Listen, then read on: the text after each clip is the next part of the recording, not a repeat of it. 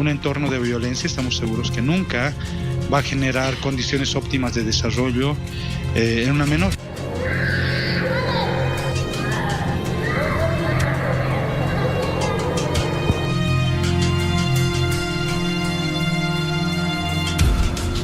Por supuesto que tienen que llamarnos la atención este tipo de situaciones como sociedad y no ser además indiferentes al sufrimiento que pueda generarse o al espacio de peligro que también pueda generarse, sobre todo para los menores de edad. Son dos hechos que le hemos mostrado. Esto ha sucedido en Achumani con el tema de las tunas. Esta mujer que, bueno, ya apareció, aceptó las disculpas, es una mujer muy humilde.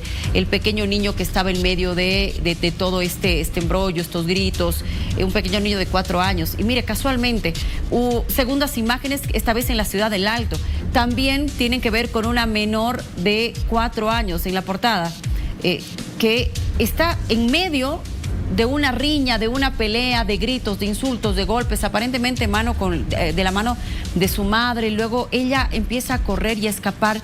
Me imagino que del susto de ver y de escuchar tanta violencia, aparentemente personas en estado de ebriedad que se golpean, que se persiguen. Los niños no pueden estar en medio de todo esto. Voy a darle la bienvenida a Pamela Martínez, ella es psicóloga. Esta noche nos acompaña para poder entender la situación que atraviesan estos menores que están expuestos. Bienvenida, buenas noches. Muy buenas noches, un gusto estar con ustedes. Preocupados, de verdad, Pamela, muy preocupados por la situación que atraviesan estos niños.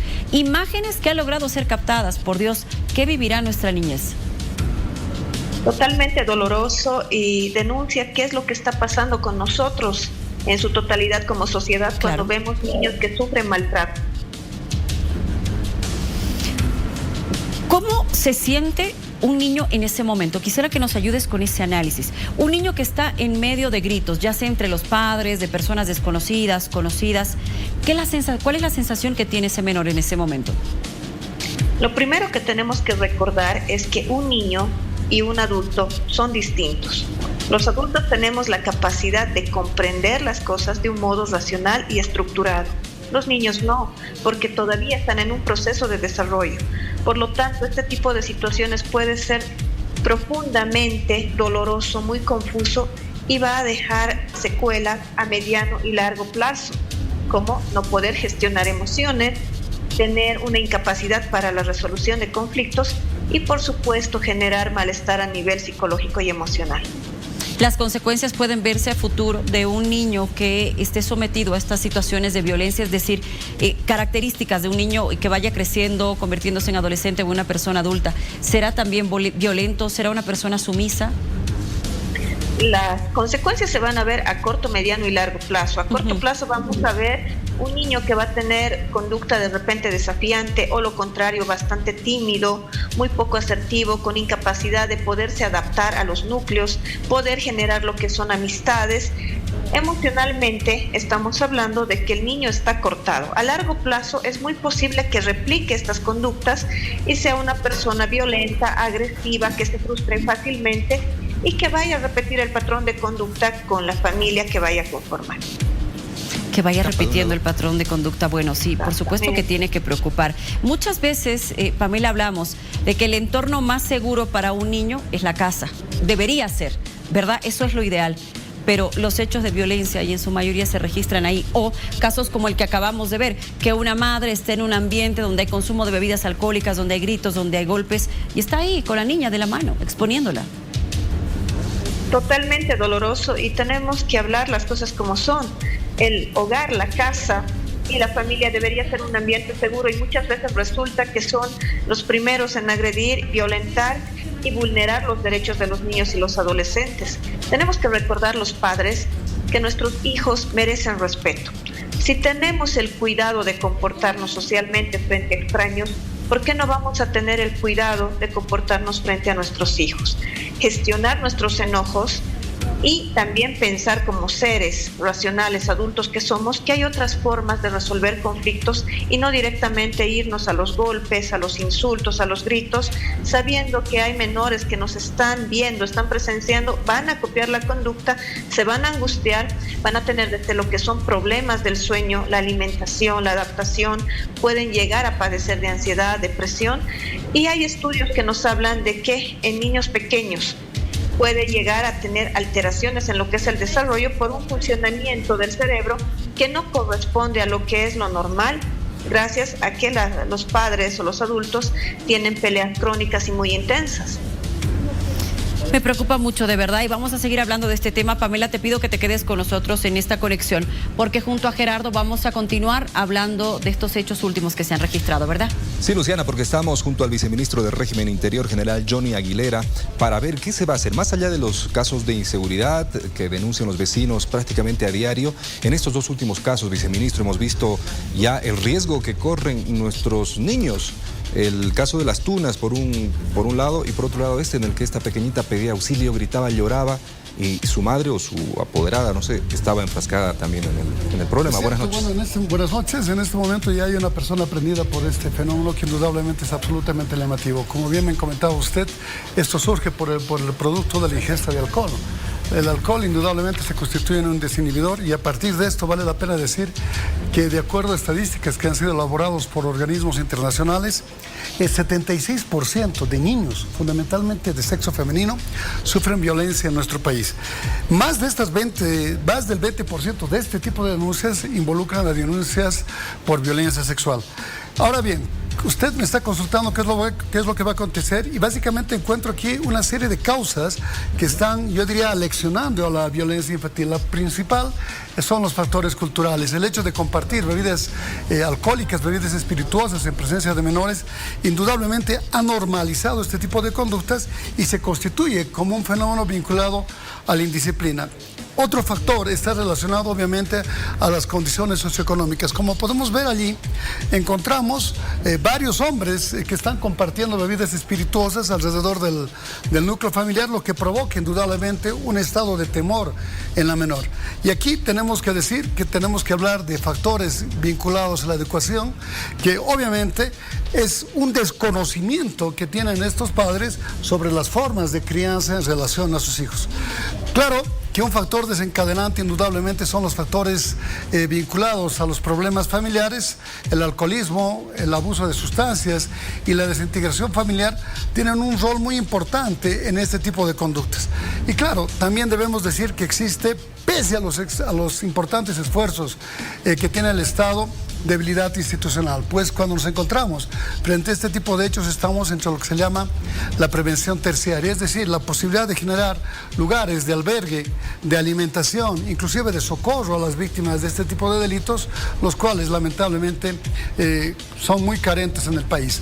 Estamos también frente a lo que usted muy bien comentaba, la posibilidad de generar un nuevo núcleo familiar en vista de que la Defensoría, una vez que toma parte de este tipo de circunstancias, recurre a lo que se denomina la familia ampliada, es decir, tíos, padres, familiares, etcétera, del círculo familiar, y en caso de carecer este tipo de, vamos a llamar, de núcleo familiar, son trasladados hasta dependencias del Estado donde merecen un nivel muy bajo de resguardo. Bien, enseguida vamos a ver también qué nos dice al respecto de la participación de vecinos, quizás los testigos en este tipo de hechos. Por favor, pongamos la fotografía de la persona aprendida, porque hay una persona aprendida, viceministro, no sé si ya tiene el detalle de cuál sería la participación de esta persona que ha sido aprendida hace algunas horas atrás simplemente por la FELCB. Bueno, efectivamente él forma parte de la agresión a una menor de 15 años y es miembro del núcleo de las agresiones. Es un núcleo que se da en medio de un grupo de vecinos también que salen, voy a decir, como para evitar el altercado. Es en el momento en que él persigue a la pareja y la niña sale paseando por el jardín.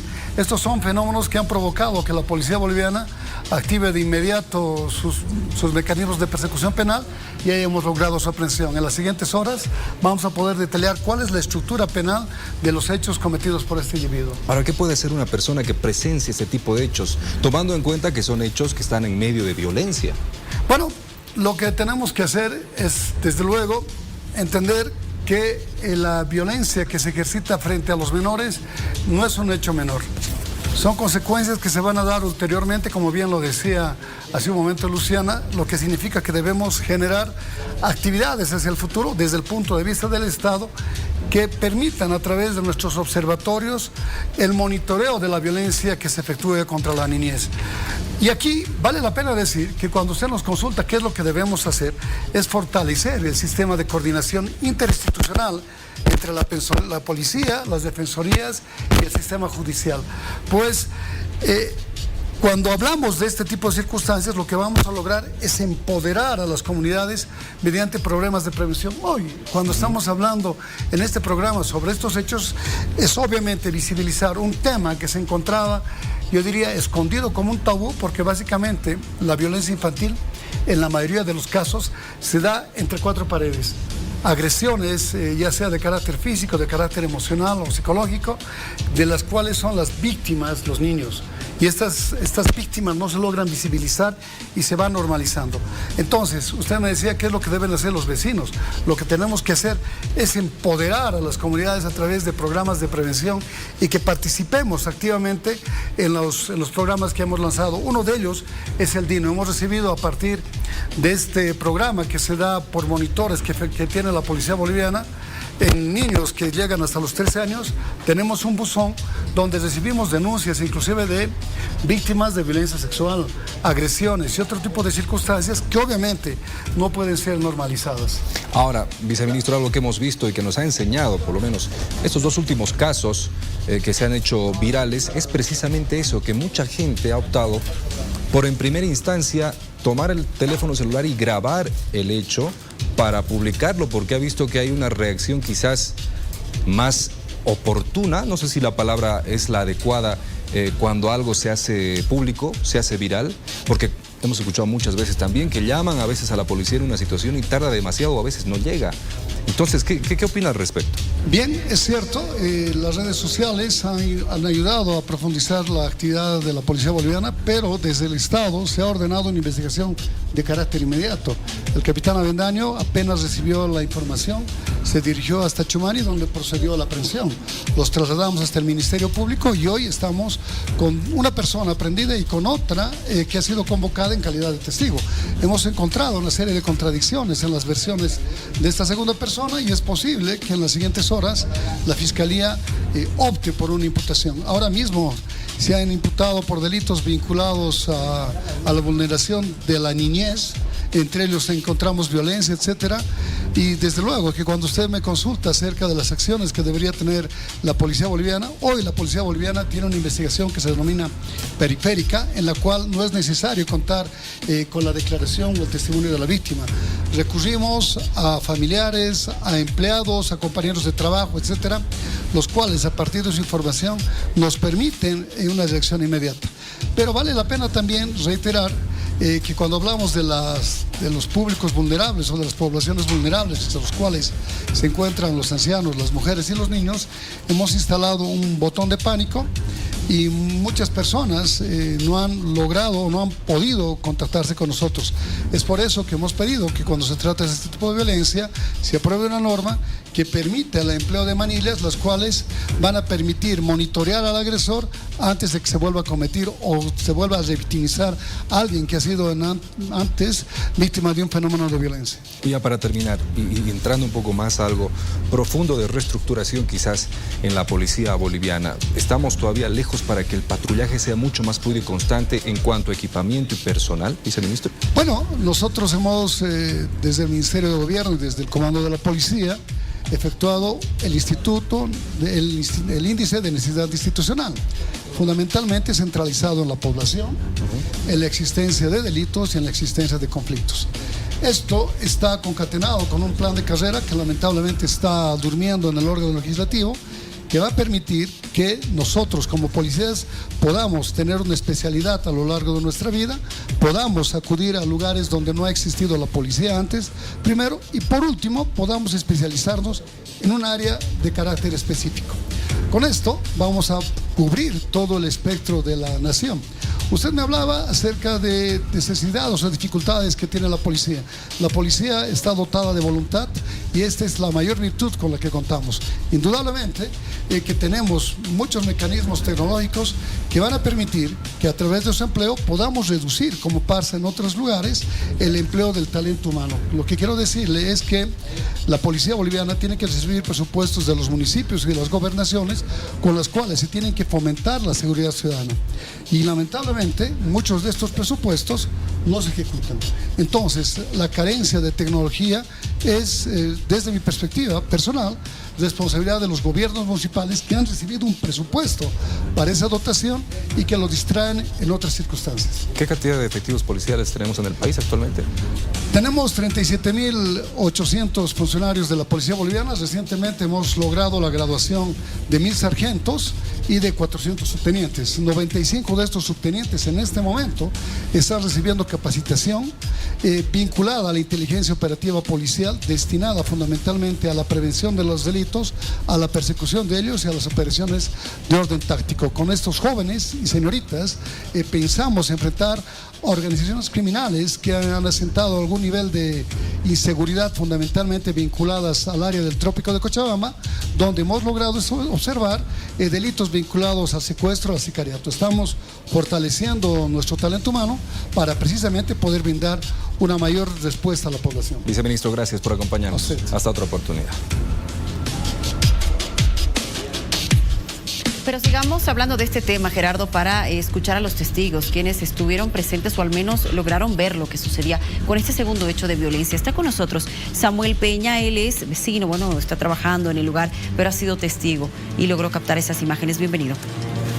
Muchas gracias por la invitación. Es importante que saquemos a la luz este tipo de cosas. Si las instituciones de nuestro país pues no logran cumplir varias de sus funciones como instituciones, pues creo que nosotros tenemos que hacernos responsables también de... La sociedad tiene una tarea importante. Muy, muy importante. No debemos ser indiferentes a lo que sucede. Felizmente las redes nos permiten ahora esta segunda opción, porque la primera opción debería ser llamar a la policía. Sin embargo, hay que trabajar mucho en eso, ¿no? La credibilidad. ¿Cómo te das cuenta, Samuel, de lo que pasaba en ese momento? ¿Los gritos de la pequeña, los gritos de las personas? Sí, es como un mes que más o menos estoy por el lugar trabajando. Y bueno, hay una cancha cerca y los niños obviamente gritan, juegan. Y entre esos gritos reconozco obviamente el de una niña que por ahí estaba jugando, pero en un segundo grito algo raro pasa, tal vez la están castigando. Y bueno, miro por la ventana y identifico que hay un grupo de gente, entonces ahí es donde he empezado a sentir escalofríos, porque este tipo de cosas no podemos tomarlo con normalidad, aunque se repite, ¿no? O sea, no es que haya sido la primera y la única vez, sin duda eso se replica bastante, solamente que pasa desapercibido en muchos casos. Y por ahí es la percepción que tengo un poco del lugar de entre los vecinos, ¿no? Claro. Ninguno se ha asomado, nadie se ha atrevido ni siquiera Tal vez por gritar. Temor, porque bueno, eran varias personas las que estaban, ¿verdad? Y la mayoría varones. Es indiscutible, ¿no? Ya luego de eso se ha conversado obviamente de pasada con algunos vecinos, claro. y bueno, mientras unos estaban orando, no podían salir. Este era un grupo grande, entonces es re complicado. Más bien se ha podido documentar y bueno, te creen cuando hay imágenes y videos, y a veces es una de las pocas opciones que nos queda. Seguro que sí, estas imágenes grafican ese momento en donde la niña, me imagino tú que lo viste ahí, vivo y en directo, se intentaba correr del susto cuando empezaban los golpes, cuando empezaban los gritos. Ella sube unas graditas, se va hacia el jardín, porque no sabía qué hacer. Es que es impotencia, claro, es trágico, es un trauma fregado, ¿no? Y tal vez no es la primera vez. Ojalá que sea la última. Tal vez por eso le asusta, ¿verdad? Ojalá que sea la última que vive eso, pero definitivamente no podemos normalizarlo. Sí, no debería haber sido yo el único. Deberíamos haber tenido varias personas que se movilicen y muevan esto. Entonces, es un problema estructural. Así, no solamente es responsabilidad de los padres directamente, implícitamente todos somos responsables, el Estado es responsable. Necesitamos arreglar un poco nuestra sociedad ¿no? Y sentar, no sé, unos caminos que nos permitan hacernos íntegramente responsables, y no solamente de este caso que felizmente ha sido viralizado y bueno, se ha normalizado. ¿Cuántos más sucederán en silencio, verdad? A diario en todo caso, y creo que muchos de nosotros pasamos por el centro de la ciudad mientras vemos un anciano buscando en la basura. A casi medianoche, niños en la puerta de las discotecas, y somos indiferentes y entramos a una discoteca. Es complicado, entonces Samuel, necesitamos mi última consulta, entonces has logrado hablar con los vecinos, ¿verdad? Sí, hay varios que se han comunicado, algunos anónimamente, han aparecido las autoridades y claro.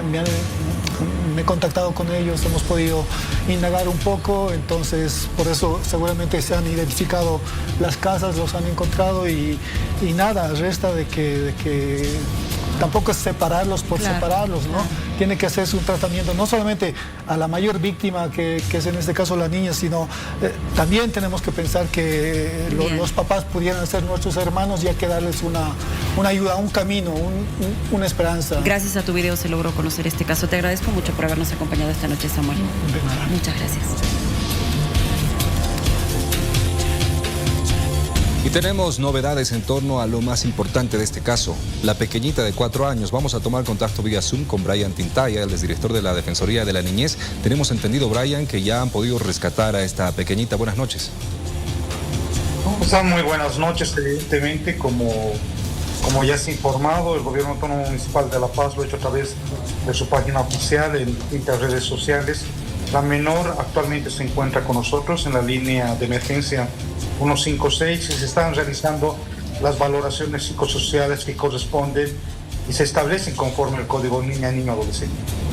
¿Qué va a pasar con esta niña, tomando en cuenta la participación de los padres en esta situación? ¿Se está hablando de familia ampliada o va a retornar con alguno de ellos? Mira, cuando sucede un caso como este, identificamos que tenemos a una menor, en este caso en un entorno de violencia, lo que corresponde es hacer una valoración psicosocial. ¿Qué establece la valoración psicosocial? Si esta menor es víctima de violencia, si se desarrolla en un entorno de violencia. Entonces, conforme establece la Constitución, los tratados internacionales, la Ley 548, que es el Código Niña-Niño Adolescente, lo que corresponde es que la Defensoría de la Niñez y Adolescencia debe precautelar siempre el interés superior del niño. Por lo tanto, nosotros no podemos devolver a esta menor, no podemos hacer que esta menor retorne al espacio en el que se desarrollaba. Por lo tanto, lo que se busca primero es familia ampliada. ¿Qué entendemos por familia ampliada? Si se tiene abuelos, si se tiene tíos, si se tiene algún familiar con el que la menor tenga algún tipo de relación afectiva, para que esta menor pueda desarrollar su vida, se puedan garantizar sus derechos humanos. Por lo tanto, el equipo en este momento está desarrollando este tipo de acciones. También informarles que los padres serían reincidentes, y de la información que se ha llegado a obtener, porque nos hemos entrevistado con los abuelos por línea paterna, pero también con los abuelos por línea materna, ambos progenitores llegarían a ingerir recurrentemente bebidas alcohólicas, ¿no? Entonces, estamos seguros de que la menor va a egresar con familia paterna, es decir, posiblemente con alguna de las abuelas, y lo que corresponde es que la Defensoría de la Niñez y Adolescencia tiene que hacer seguimientos, es decir, esta menor está desarrollando sus actividades, cuál es el estado de situación, cuál es el estado emocional. Bien, ya para terminar, ¿dónde pasa la noche hoy la pequeñita? Actualmente se está terminando la valoración de trabajo social, y posiblemente calculamos antes de las 12 la menor puede egresar con algún familiar, que es lo que el Código Niña-Niño Adolescente establece. Por ejemplo, el institucionalizar a los menores es una última decisión, casi siempre evitamos este tema, y cuando se cuenta con familia ampliada que pueda garantizar el respeto a la integridad y ejercicio de derechos de los menores, siempre se prioriza esto. Bien, entonces perfecto. Esperemos que pueda egresar la menor. Perfecto, Brian, muchas gracias por su tiempo, por estos datos que nos da, y bueno, esperemos que por sobre todo la niña esté a buen recaudo, esté con personas que conoce y que la quieren, que la cuidan, por supuesto. Hasta otra oportunidad, muchas gracias. Hasta otra oportunidad, gracias. Gracias a Brian.